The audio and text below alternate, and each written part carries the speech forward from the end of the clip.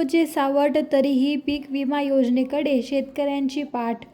जिल्ह्यात यंदाच्या खरीप हंगामावर एल निनोचे सावट कायम असून पावसातील दीर्घखंड अवकाळी पाऊस आणि उत्पादनाची अनिश्चिततेची शक्यता व्यक्त केली जात आहे.